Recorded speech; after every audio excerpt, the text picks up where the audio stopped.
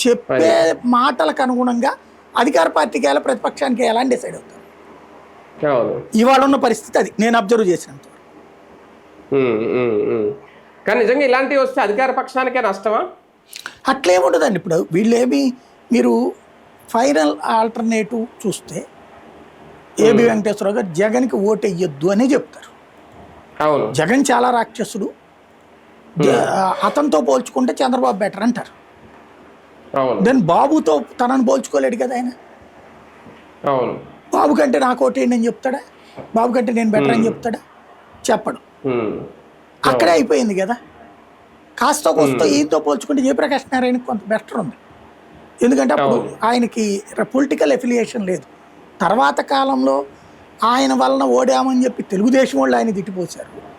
ఇది కూకట్పల్లి తర్వాత కొన్ని ఏరియాల్లో ఆయన వల్ల కొన్ని ఓట్లు తగ్గినాయని. తర్వాత అది అది కాంగ్రెస్ పార్టీని దెబ్బతీశాడంటూ కాంగ్రెస్ వాళ్ళు ఆయన్ని తిట్టిపోశారు. ఈవెన్ ఈ తెలంగాణ ఉద్యమం అప్పుడు టీఆర్ఎస్ వాళ్ళు కూడా గొడవపడ్డారు ఆయనకి. బట్ ఈయనకి ఆల్రెడీ ఒక ముద్ర వేసేసింది వైసీపీ, టీడీపీ ముద్ర. ఈయన అది కాదు అని ప్రూవ్ చేయడానికి టీడీపీని కూడా విమర్శిస్తున్నారు. కానీ జగన్ని విమర్శించడం తగ్గదు. జగన్ని ద్వేషిస్తారు, తెలుగుదేశాన్ని విమర్శిస్తారు. అప్పుడు ఈయన్ని ఏ కోణంలో నుంచి చూస్తుంది సమాజం?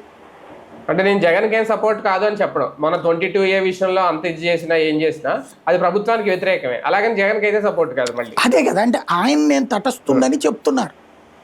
ప్రజలు అలా నమ్ముతారా? Okay, number 1. రెండవది, పబ్లిక్ ఉన్న వెధవల్లో మంచి వెధవని ఎన్నుకోవాలనుకుంటున్నారు కానీ